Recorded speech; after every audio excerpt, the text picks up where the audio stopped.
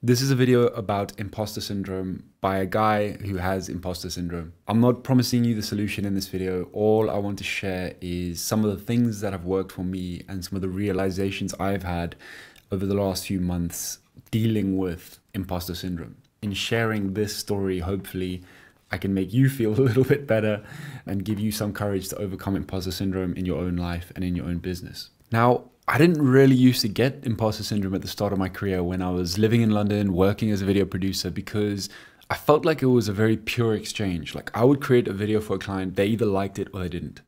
And I knew that I had the talent and the ability to do it. And if I did the best job I possibly could, generally the clients would be happy. Obviously, there were a few times where it went a bit pear-shaped. But the first time I really started to see and feel imposter syndrome was when I started creating online courses. Now, I remember when I had spent absolute months and months creating this course, filming myself, putting myself on camera, talking about all of these things. And while I was an expert at what I was doing, and I knew I had the skills to teach people, and what I was teaching was valuable, the imposter syndrome I felt was crippling. When I was reviewing the course for the first time, the videos, I was going through it, I remember just thinking to myself, oh my gosh, why would people want to listen to me teach on this topic? Why would anyone want to listen to me? In those moments, I felt incredible despair, fear, doubt, uncertainty. I was incredibly stressed out at the thought of even launching this to the world because I genuinely thought to myself, who on earth am I to be able to teach other people these things, even though I was an expert at it? Now, that was bizarre. It was a bit of a mind screw. And what I like to reference in this moment is like when I saw this graph of the deep dark pit of despair that you go through in the process of creating anything great, it gave me a bit of encouragement to press forward and to keep going. And eventually I ended up getting the course out there. I launched it to the world. I was creating content on social media, but guess what? No one bought the course. And I thought I was a failure. I thought I was an absolute failure. Until I found a community, I found a group of people called Uncom where I was able to test that course out with a case study group of 10 people. And I got these 10 people and they all paid me. We did a small exchange and they went through the program and the feedback was that they absolutely loved it. And when I got this feedback through, it was like the biggest weight had been lifted off my chest I've ever felt in my life. I was like, oh my goodness, everything I've been doing, every doubt that I've ever had about myself during this process, this long and arduous process, has just been proven to be a mental issue. And I was able to see that the work that I had put together and the stuff that I had done had actually helped people feel more confident to put themselves on camera and to film their own videos and whatnot. And that was an amazing feeling. But at the same time, I almost still didn't believe it. And even though that was a great triumph and overcoming a massive limiting belief and fears and the doubts I had around what I was doing, the imposter syndrome was always still there in the background. And even when I would have other business ideas and new business ideas and try and help people in new ways, the imposter syndrome would creep up and it would be like, hey, Luke, you shouldn't be teaching this right now. You're not the guy. You're not the one who should be teaching this because you're not qualified or because you're not good enough, or because you still have parts of your life that you're trying to work out and trying to heal.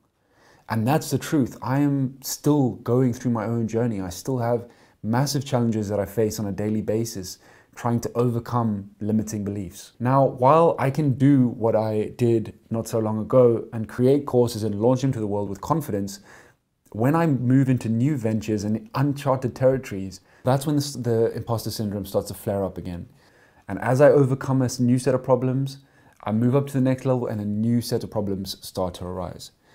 And there's this great book called Spiral Dynamics where it actually talks about the spiral upwards. The majority of people on earth are spiraling in a circle continuously, never progressing, continually battling the same problem over and over again. And this book communicates that if you are not able to overcome the set of problems in your own life that you are facing right now, you will never spiral upward to face the next set of problems that life has in store for you. There's a lot of peace in understanding that your life is never going to be free of problems. You're just going to become better at problem solving. And so as we spiral upwards, as we move into new ventures and we move into new positions and we learn new things, we're then able to help other people do the same.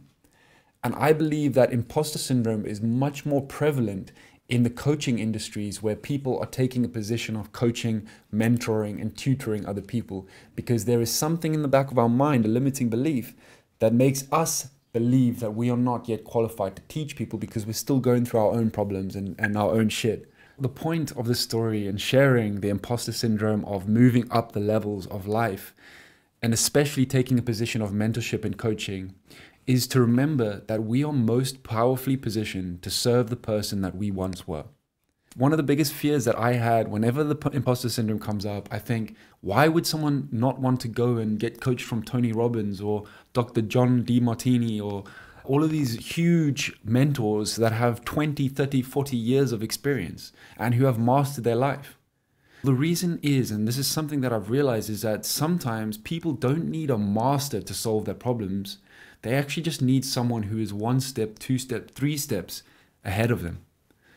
And sometimes when I've come through a problem, boom, I've overcome it, and someone's facing it not too far behind me, I'm going to be incredibly well positioned to help that person overcome those challenges. One way that you can make sense of all of this and make sense of where you are on the spiral of life and what are the problems you've overcome is through telling your story, is through writing out the biggest challenges that you've overcome in your life.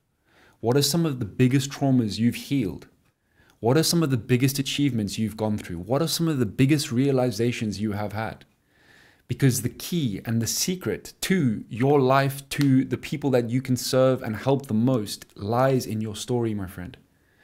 What you can do literally today, and this is what I've been doing over this weekend to help me overcome some of my own blocks and imposter syndromes and to remember who I am most positioned to serve, is to look back and to tell your own story.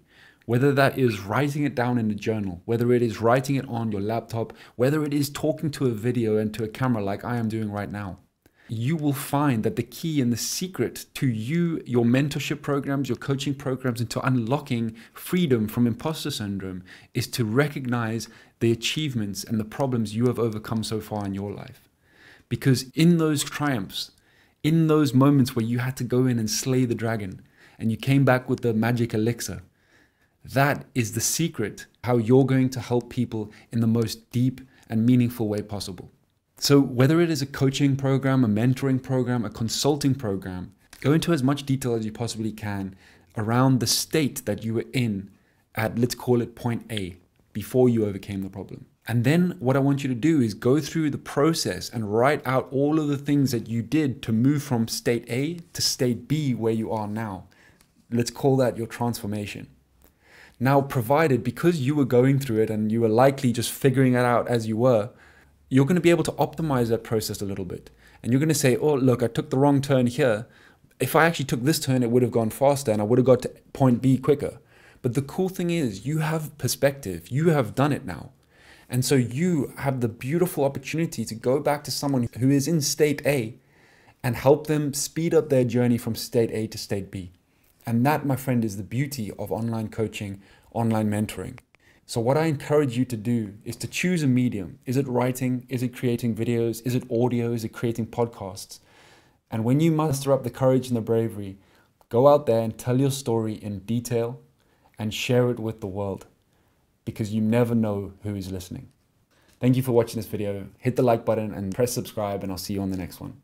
All the best.